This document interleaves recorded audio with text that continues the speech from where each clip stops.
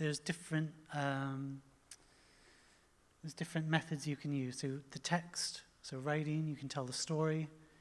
Tables should be providing evidence, often with statistics, and figures should really be presenting highlights and simplifying complicated information.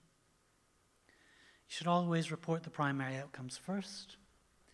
You should give confidence intervals for main results, and report all the essential summary statistics. So you may have a lot of data which is not relevant to the primary research question, but which is still of interest and still very important. These don't necessarily need to be included as part of the main research article, but they should be included as supplementary information. And when it comes to reporting the results, you should not start the discussion. It should all be very matter-of-fact and descriptive. There should be no discussion of the implications of the research at this point. So the final section is the discussion. It's important not simply to repeat the introduction, and you should include a statement of the principal findings. Very important to discuss the strengths and limitations of the study, along with the strengths and limitations relative to other studies. The discussion is also the area where you can add a bit of outlining the mechanisms and a bit of hypotheses about what might cause this finding, and also outlining potential implications for policymakers as well as clinicians. And it can also be a place where you can discuss where you plan to go in the future, so looking at unanswered questions. The idea being that research is a continual process. Science is never concluded. It always moves on to the next step. So something that's not included in the Imrad structure, but which is probably the most important aspect of a research article, is the abstract. So this is often the only part of the study that anyone will read. All authors need to see it and approve it, and editors may often screen a manuscript based entirely on the abstract. So it's really important to spend a lot of time on the abstract when you submit your paper. Often people leave it to being last and do it quickly, but really you should do it very carefully and do a good job of it. So for the BMJ structures, we used what we called a structure abstract, which is a mirror of the Imrad structure, as you'll see in a second. It's usually around 300 words. We use what's called the active voice, and it should contain some statistics like p-values. There should be denominators when you talk about percentage, so it should be apparent how big the sample size was. There should be no references, and for clinical trials, there should be the details of the clinical trial registration. So that's an example of a structured abstract from BMJ Open. So you can see it has all of those key elements. There's the objective and the design. Sorry, the objective is like the introduction, then the design, setting, participants, outcome measures. Those are the methods. And then you have the results and a bit of a discussion or a conclusion. So briefly, I want to touch upon writing style. And this is a picture of a very famous English author named George Orwell. You might have heard of the book 1984. So he wrote novels like that, but he also wrote a lot about writing. And he was what I would consider the founder of what we call the plain language movement, which is really emphasizing that we shouldn't be writing in difficult, complicated, hard to understand sentences. We should be writing in plain language.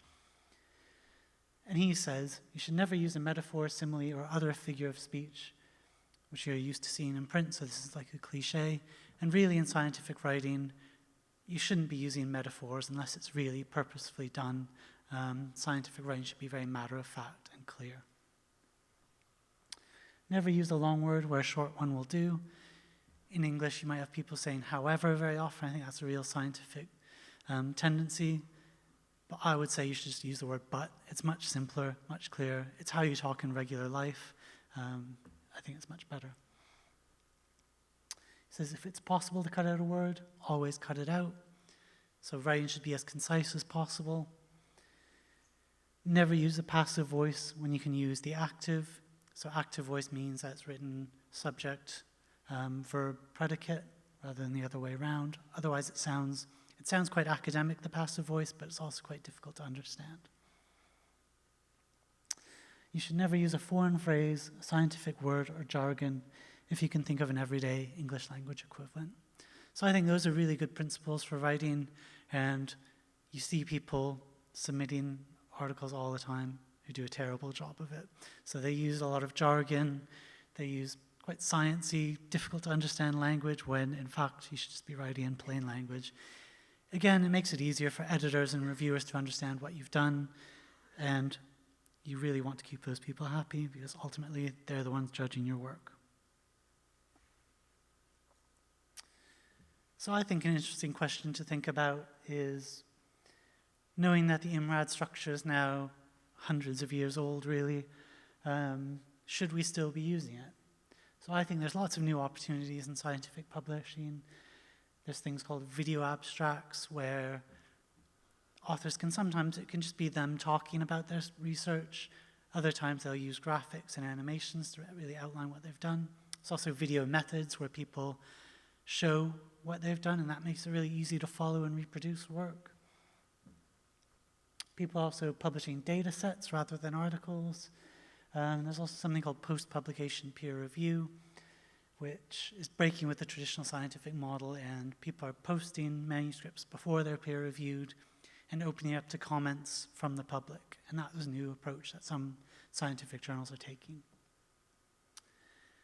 So while all those opportunities exist, I think there's still a real logic and simplicity to the Imrad structure, and it's still relevant today. It really contains the key information for science, and I don't think it's going anywhere, though we might add things to it.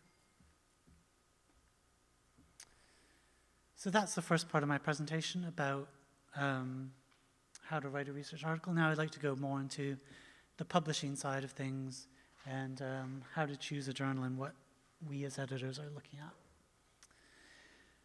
So I'm going to look at factors in choosing a journal. I'm going to look at some journal metrics. The most famous one is the impact factor. I'm also going to discuss a little bit about open access as well as predatory journals, which are really important to be informed about. So this is a fairly complicated graphic just outlining what journals and publishers can do for researchers. So we really use readers, authors, and reviewers, and we provide a lot of services because of this. So we usually have a press team. So that means that work from authors like you can be made public and promoted to the media and get you a lot of attention. Also, by publishing, it's really important for institutions and funders. A lot of promotions are given on how often you publish, where you've published. There's an expression we have called publish or perish, meaning that in the academic world, if you're not publishing regularly, then your career is not going to get off the ground. So publishers can provide that. We can provide impact to your work. If you were just to post it on your website, people might not see it, but if you were to post it with a journal, then it's taken a bit more seriously, and we also have ways to promote it through our Twitter and all different kinds of ways to get your research out there. And as I said, it can be a way for career progression. So if you publish a lot of articles in reputable journals, you're much more likely to get a promotion. So some factors to consider when you've written your article and you're trying to choose a journal. So the first is considering the scope of the journal. Is it a broad, general scope, or is it a narrow specialist journal? Journal indexing and impact factors. So indexing, I mean, can you find the journal in PubMed, in Google Scholar, in Scopus? And that's a real indicator of whether it's a quality journal. Language of publication, it could be really important to you. If you want to reach an international audience, you probably want to publish in a journal which is English language, whereas if you want to focus on a more local audience, then you might want to publish in a Portuguese journal. Likelihood of acceptance. This should be posted on a journal's website, or it should be available Some journals will only publish 5% of what they receive, or even less. Some journals will publish more like 50%, so your chances of being published are much greater in that second journal. Speed of publication. Some journals will publish once a year, others will publish it continuously. Colleagues' advice is always useful. What have other people's experience been like with specific journals? And also open access or not. Some people, it's important to them. Some funders in the UK especially are mandating that research is made open access, so that can also be very important to authors. And publication fees, which can be in any journal. Sometimes it's quite expensive to publish, sometimes it's free. It's something you should have in mind. Editorial and peer review policies. This can be very important, whether they operate using open peer review, whether it's closed peer review, that could also be really important to you as well. So broadly speaking, you can divide journals today up into two different categories.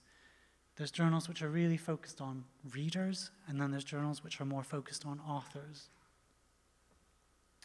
So journals which are focused on readers, this is usually the older, more established journals like the BMJ, like the Lancet, the Journal of Neurology, Neurosurgery, and Psychiatry.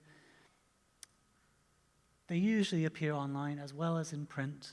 They may provide open access, or it may be a subscription journal. So a newer model is a journal which is really focused on authors. They often use the term mega journal for these types of journals. That's because they're often quite broad scope. They often take the philosophy that we'll publish anything which is sound science. So we're not interested in novelty, advance. It's really anything which is sound should be published. They usually have a fast, fair peer review process, relatively high acceptance rate, and online-only publication. So examples are PLOS One, BMJ Open, and then there's also PeerJ, F1000 Research. These are all really new generation journals. So as a quick comparison, so BMJ Open, that's the journal where I'm the editor, and then there's the Journal of Neurology, Neurosurgery, and Psychiatry, which is also published by BMJ. So the scope of BMJ Open, we say, BMJ is an online, open access journal dedicated to publishing medical research from all disciplines and therapeutic areas. GNMP says, JNNP's ambition is to publish the most groundbreaking and cutting-edge research in the world. So it states really clearly, we're really selective based on how interesting your work is, whereas BMJ Open is saying, we're quite open to publishing all kinds of research as long as it's high quality. Acceptance rate at BMJ Open is 55%. So if you've written a good paper, you have a really good chance of getting it published. GNMP, it's 5%. So you need to really come up with something highly innovative in order to get published in it. BMJ Open published around 2,000 articles in 2016, and that's compared to 300 articles for JNNP. The impact factor of BMJ Open is 2.56, and the impact factor of JNNP is 6.43. So you can see that there's a big difference in impact factor between those journals, and people see JNNP as being a really prestigious journal and one which could really advance their career because it's got a high reputation. So now I'd like to discuss the impact factor in a bit more detail. So how many people here look at the impact factor when you're selecting your journal, either to review, to read it, or to submit an article there? Is it something you consider? Yeah, so a few people. And then the second question, do you think that journals with a high impact factor are better? Yeah, some people do. And then the big question, do you know what the impact factor represents? What that number actually means? Anybody? Sort of? Yeah, usually people have a vague idea what it means, but the actual precise definition isn't clear. So this is a real problem. But this is how the impact factor is calculated. So the 2016 impact factor for a journal, which will be coming out in a few weeks, I think, so it's calculated using this equation. So it's essentially looking at articles which were published 2 and 3 years before. So in the case of this, it would be articles published in 2014 and 2015. But then it looks at how often those articles were cited in the year 2016. And then it's divided by the total number of articles which were published in those 2 years. So for example, if an impact factor of a journal is 1, then on average, the articles published 1 to 2 years ago have been cited 1 time in that year. If the impact factor is 2.5, on average, they've been cited 2.5 times. And this can be articles published, so the cited articles can be published in that journal, or it could be published in another journal. But it's important to say that it has to be a journal which is indexed in the Web of Science. So the Web of Science is an index published by Claravit Analytics, used to be Thomson Reuters, and it selects journals where they keep count of the citations. So there's a problem with this in that if you publish an article which is cited in a journal that's not indexed in that, and it's cited a lot of times, those citations don't count to the impact factor. So I don't want to be too harsh on the impact factor because there are some positives. So intuitively, it seems like a sensible metric to use when you're trying to place value on a journal. Choosing a journal can be really difficult for an author because there's hundreds out there. So having this quantifiable measure, which is fairly easy to understand, and it's become the standard in the industry, so that is quite useful. And I compare it to when you're online looking to book a hotel for a holiday, and you see the star ratings on Expedia or whatever website you use. User ratings say this has 2 stars out of 5, you probably don't want to stay there. Whereas 4 stars, that sounds much better.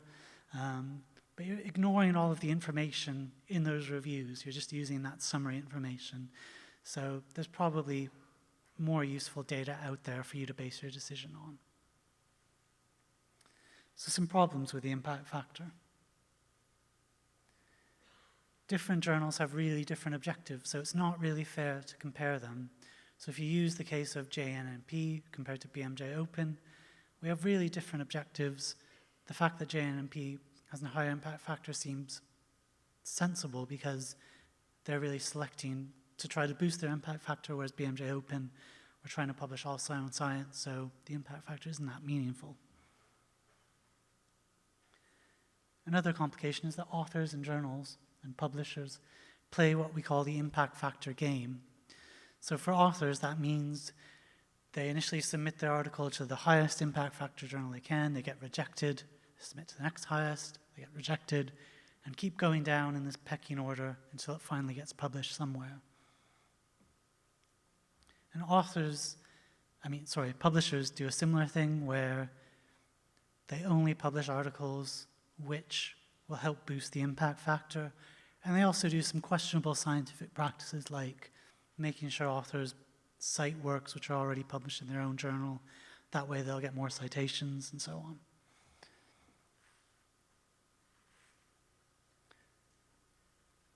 Chasing impact factor contributes to bias in the scientific record. There's a lot of evidence to suggest that publishing a manuscript on a clinical trial where they found a drug is really working will be cited a lot more than if they find a drug's not effective at all. But it's really important to publish trials where the drug was found not to be effective. Otherwise, people won't know that's the case. People will keep repeating the experience, finding the same thing, and it really will cost a lot of money, and it biases the scientific record. When it comes to doing a meta-analysis, those trials won't be published. So it's really important to have journals which are willing to publish those, what we call negative results. Also, very importantly, the impact factor can be seen as a driver for research misconduct. It's been shown that journals with a higher impact factor are more likely to publish work that has misconduct, so whether it's authors fabricating results or just playing with the numbers in an unethical way, the higher the impact factor, the more likely that is. And you can see why. Publishing in The Lancet, a really high impact factor journal, is going to give your career a massive boost. You might get a new job because of it. So people are tempted to play with the numbers in order to get published in The Lancet, to show that this trial is the next big thing, when in fact maybe it's not the case.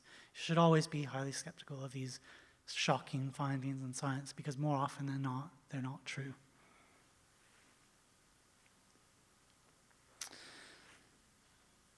So other limitations of the impact factor: it's skewed by a minority of highly cited articles, for example, review articles. So you would think, if you saw somebody, looked at their CV and saw they published in The Lancet, because The Lancet's impact factor is maybe 40, you would assume, oh, on average, that article's probably been cited 40 times, but that's actually not the case. When you look at the distribution for impact factors, average is not meaningful because it's not a normal distribution, and I'll show you some graphics in a minute. You can also not compare impact factors across fields. Neurology, for example, may be cited more often than public health, so you would expect a neurology journal to have a much higher impact factor than a public health journal. It's higher in research fields with literature that's cited quickly, because there's that 2-year limit on the articles. So if you're in an innovative field where you publish a work and then 5 years later people realize how important it is and it's highly cited, those citations won't count for the impact factor. So as I mentioned, it can be artificially inflated by journals by self-citing. So if you submit to a journal, they say, oh, can you also cite these works which were also published in that journal? Again, it's calculated using the SCI database, and that only includes some journals, and there's a heavy bias towards journals being published in English. So this is what I mean when I say the journal impact factor, it's not a normal distribution. So this shows the distribution of citations for a number of different English language journals. So we have things like eLife, Nature, PLOS One. So on the x-axis, you have the number of citations, and then on the y-axis, it's the number of papers.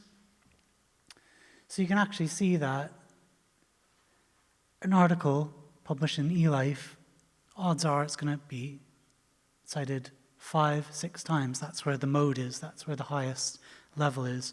But in fact, eLife's impact factor is more like 12, 13, I think a bit higher, because there are a few articles which get published 100 times, and that really skews the results. And when you look at the data this way, PLOS One, which has a much lower impact factor than eLife, it actually looks like they're quite comparable. Most papers get cited 5-6 times. It's just that eLife seems to have those few outliers which really skew the results. So there's a movement towards something called article-level metrics, ALMs. And this is because the impact factor has been around for 40, 45 years now. It was created in a time where publishing was all done in journals that are based on paper, published in libraries.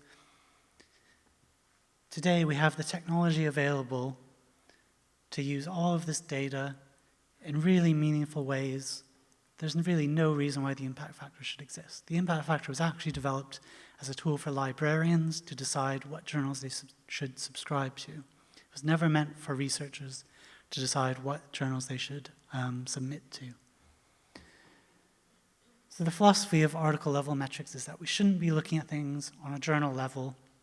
We should be judging research on that article, so that research level.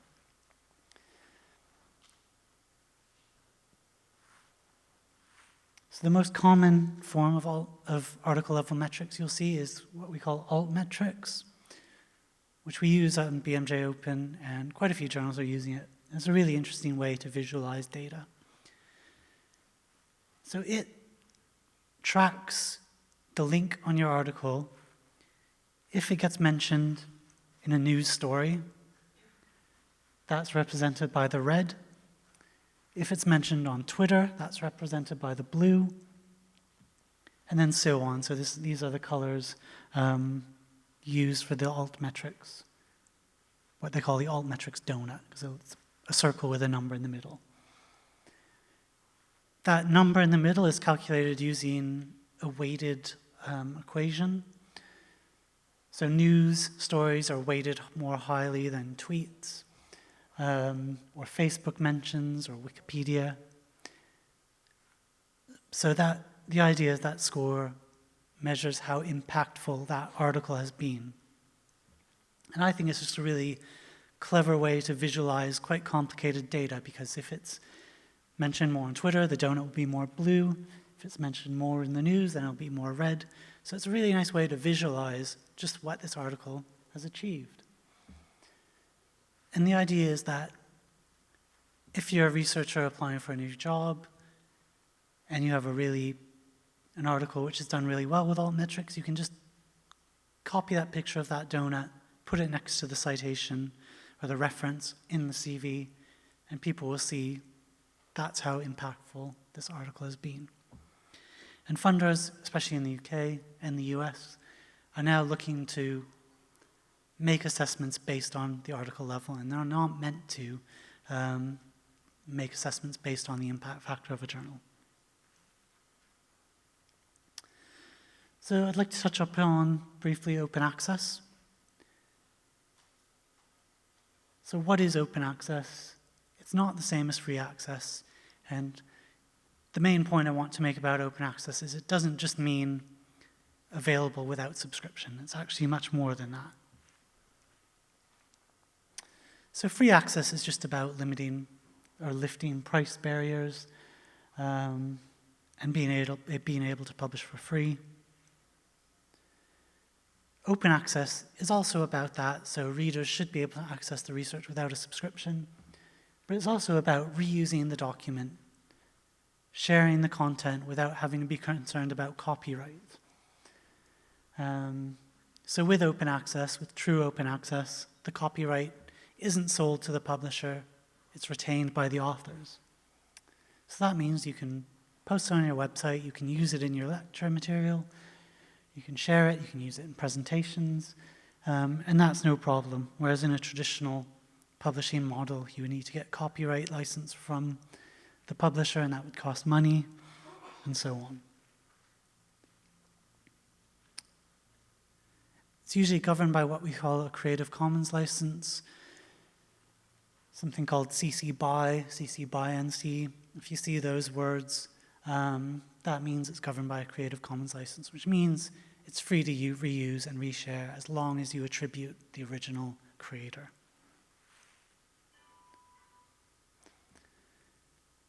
So the philosophy of open access, I've taken this from a document called How Open Is It? So it's really a way to disseminate research, which is breaking free from traditional models of publishing. It has the potential to greatly accelerate science because it makes it easier for people to read it, to access it. It shifts the cost of publishing so that publishing is part of the research process where it's the last stage. It should be built into your grant when you apply for your grant. And it encompasses a range of components like reuse, keeping copyright with the author, and another important point is machine readability. So by having things openly available, it means that computers can go through the data, there's no paywalls to stop them, and they can answer important research questions. So this is something which we're trying to achieve in science, which is still a little ways off, but it's really important for open access. So this is the document I mentioned, How Open Is It?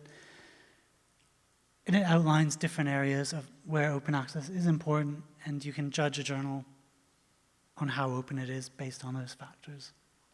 And that's also openly available, of course, through an organization called Spark. So the last thing I'd like to talk about, which I think is important to educate people about, is predatory journals. So here we have two snakes, which look really similar, but actually one of the snakes is poisonous and deadly, whereas one is harmless. And that's a bit like what predatory journals are. So these are journals which try to look like open access journals, and they take publication fees, but they do not provide editorial services. They usually recruit through spamming people and aggressive marketing. So you may get emails into your account saying, publish with the British Journal of such and such, we'll publish your article in 2 days, and it will cost you this much money, submit here. And people do that, but that article has not undergone peer review, there's no proper editor of that journal, they're really just out to get your money. So their motive is financial gain, and they're really corrupting the communication of science. And as I say, it's just important to educate the public about this, because I feel really sorry for authors who fall prey to these predatory journals, because you're giving them your money and you're not really getting anything in return. And it's become a massive problem. Recently, there was a company from India called Omics, and they bought up a number of credible publishers and turned them into predatory journals, which is a really horrible thing to do, because these journals, which were publishing quality research, had an editorial board, are now just worthless. And the company is making lots of money really quickly, but hopefully it will all collapse. But that's kind of the philosophy: make a lot of money quickly and then shut it down. So it's definitely something to be aware of. And if you see dodgy emails, don't send your article there. So what can you do to spot these journals? Check the website and the quality of the articles. If the website's really poorly done, if there's lots of spelling mistakes, then don't submit there. If it's the British Journal of such and such, and yet all the email addresses are from India, it's probably not a real journal and you shouldn't submit there. And this is something which is done quite often, actually. It's often the British Journal or the American Journal. Check the journal is indexed, so in PubMed or any similar index, that's usually a sign of quality. So if a journal's not indexed there, then it could be trouble. There should be contact information on the website. There should be a named editor. And there should also be an editorial board, and there should be a description of the editorial processes. So this should say whether the articles undergo peer review. And if that information's not there, then it's probably a scam and you should not submit to that journal. So I think that's about it for my talk. So that's a picture of where I work, which I'm really lucky to go there every day. It usually doesn't quite look so amazing, but that's BMA House in London. So I think we've got a few minutes left for some questions.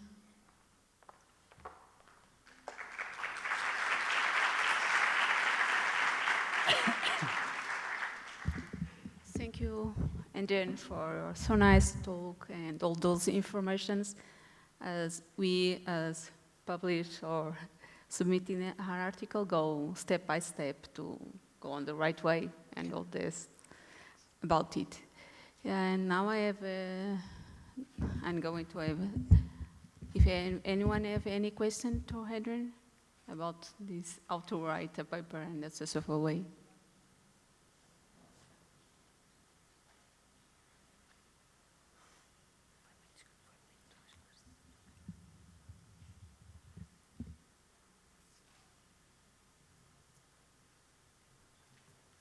Maybe I can begin. We'd like to know what is the best way to encourage all of us, youngers or not so youngers, to write more as neuroradiologists. Okay. What is the best way to encourage us to write a paper and submit it?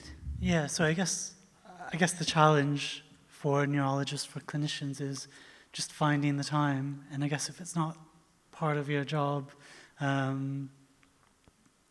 then it's really difficult to fit time in. So I would say for young researchers especially, it's a way to get career advancement. to publish quite often is really important, especially internationally. People can see you've published this work. And also it's just really important for the scientific community, and to develop new therapies, it's really important to publish these works, otherwise the practice won't develop because you're not making new practices public. Yeah. Thank you. And I have another question. Sometimes we are asking to review a paper that is going to be, it was submitted to publications. What are the steps that are going to do it for the best way and correct way? So what are the steps to follow to do as a reviewer of a paper? Yeah. To do it with a correct way. Yeah. Okay. So first of all, I guess finding reviewers for an editor can be really a challenge, because we have to appreciate that everyone's busy. But I would also say that it's part of scientists' responsibility. And actually one of the challenges for publishers is to try to give incentives for reviewers so that they complete this task. At the BMJ, they tried once to pay reviewers, but it's never enough money. So it's kind of accepted that this is something that reviewers do for free, but they do it because when they submit a paper, they hope somebody else reviews their work. But when it comes to actually reviewing the paper, it's important to keep in mind what the goals of the journal is. So if you're publishing, or if you're reviewing a paper with the Lancet or the BMJ, you need to consider, is this the next big finding in the field? Is this a great advance? Whereas publishing in BMJ Open, or reviewing in BMJ Open, you need to keep in mind, is this sound research? So there's a difference of thresholds when it comes to reviewing. And I would also say it's important for reviewers to be quite positive and encouraging to authors. There's nothing we hate more than seeing a really negative reviewer, sometimes using inappropriate language. It's a really negative review, whereas I think reviewers should be focused on providing constructive criticism and helping authors improve their work, and making it so that their work can be published. Especially when at BMJ Open we're getting a lot of papers from developing countries like China and countries in Africa where they don't have the resources that we do, so the quality of their paper is probably not as good as it would be here or in the UK. So it's important for reviewers to provide really encouraging feedback to people from those countries so that they can learn a lot from the process and improve their article. Once more, is there any question for Adrian?